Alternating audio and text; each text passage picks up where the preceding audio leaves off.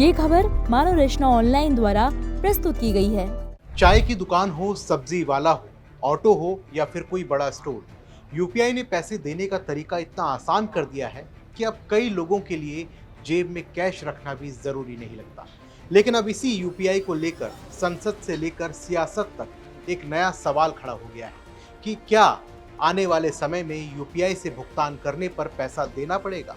सरकार कह रही है कि ग्राहकों पर कोई शुल्क नहीं लगाया जा रहा। विपक्ष कह रहा है कि मौजूदा कानून सुरक्षा हटाकर भविष्य में शुल्क लगाने का रास्ता जरूर खोला जा रहा है।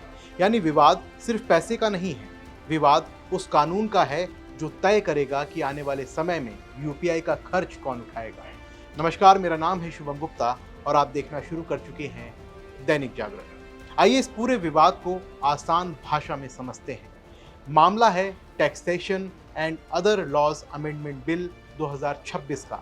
बिल में डिजिटल पेमेंट से जुड़े कानूनी प्रावधानों में बदलाव किया गया है। इसी बदलाव को लेकर कांग्रेस नेता जयराम रमेश ने सवाल उठाए हैं। उनका आरोप है कि पहले यूपीआई लेन देन को शुल्क से सुरक्षित रखने वाली व्यवस्था थी, लेकिन संशोधन के बाद वो कानूनी सुरक्षा हट रही है और यहीं से एमडीआर यानी मर्चेंट डिस्काउंट रेट की चर्चा शुरू होती है। पहले आप एमडीआर को आसान भाषा में समझिए। जब कोई ग्राहक डिजिटल तरीके से किसी व्यापारी को भुगतान करता है तो उस लेन देन को प्रोसेस करने के पीछे बैंक, पेमेंट सिस्टम और फिनटेक कंपनियों का पूरा एक इंफ्रास्ट्रक्चर काम करता है। एमडीआर उसी तरह का शुल्क है जो व्यापारी पर लगाया जा सकता है। अब वित्त मंत्री निर्मला सीतारमण ने जयराम रमेश के आरोपों पर साफ कहा है कि एमडीआर अंतिम ग्राहक पर लागू नहीं होता। यानी सरकार का पक्ष है कि अगर भविष्य में एमडीआर लगाया भी जाता है तो उसका भुगतान शुल्क ग्राहक से यूपीआई इस्तेमाल करने के लिए सीधे नहीं लिया जाएगा, बल्कि व्यापारी से जुड़ा होगा। वित्त मंत्री का तर्क है कि इससे बैंकों और फिनटेक कंपनियों के पास डिजिटल पेमेंट इंफ्रास्ट्रक्चर, इनोवेशन और सुरक्षा में ज्यादा निवेश करने के लिए संसाधन होंगे और इसका फायदा आखिरकार यूपीआई इस्तेमाल करने वाले सभी लोगों को मिल सकता है। लेकिन विपक्ष का सवाल थोड़ा अलग है।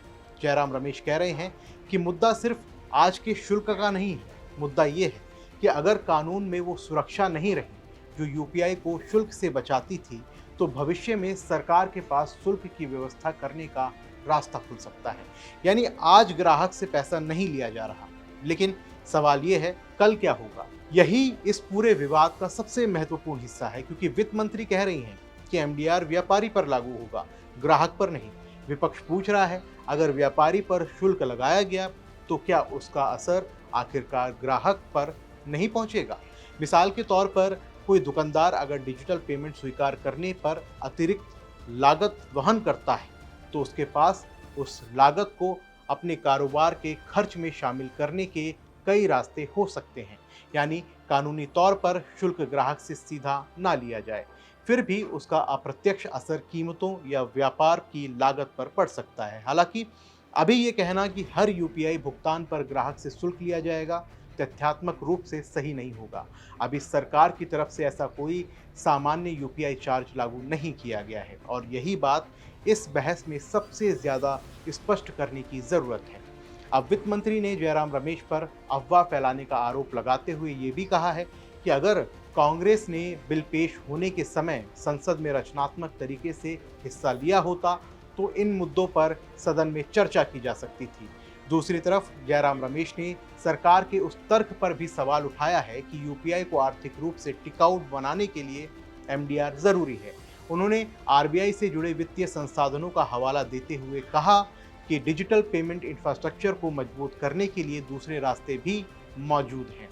अब इस पूरे विवाद को सिर्फ सरकार बनाम विपक्ष की बहस मानकर छोड़ देना आसान है, लेकिन यूपीआई अब सिर्फ एक पेमेंट सिस्टम नहीं है, ये देश की रोजमर्रा की अर्थव्यवस्था का हिस्सा बन चुका है। छोटे दुकानदार से लेकर बड़े कारोबार तक, ऑनलाइन खरीदारी से लेकर सड़क किनारे चाय तक, लाखों करोड़ों लेन देन डिजिटल तरीके से हो रहे हैं। इसलिए सवाल बेहद सीधा है कि यूपीआई को चलाने की लागत आखिर कौन उठाएगा। ग्राहक तो नहीं उठाएगा, सरकार ऐसा कह रही है, लेकिन व्यापारी को उठाना पड़ सकता है। एमडीआर के जरिए सरकार का तर्क यही है। लेकिन अगर व्यापारी पर लागत आती है तो उसका असर कारोबार और कीमतों पर कितना पड़ेगा, और सबसे बड़ा सवाल कि क्या यूपीआई की मुफ्त सुविधा भविष्य में भी इसी तरह बनी रहेगी। फिलहाल इतना साफ है कि अगर आज यूपीआई इस्तेमाल करने वाले ग्राहक पर कोई नया एमडीआर चार्ज लागू नहीं हुआ है, लेकिन कानून में किए गए बदलाव ने भविष्य की संभावनाओं को लेकर बहस जरूर खोल दी है।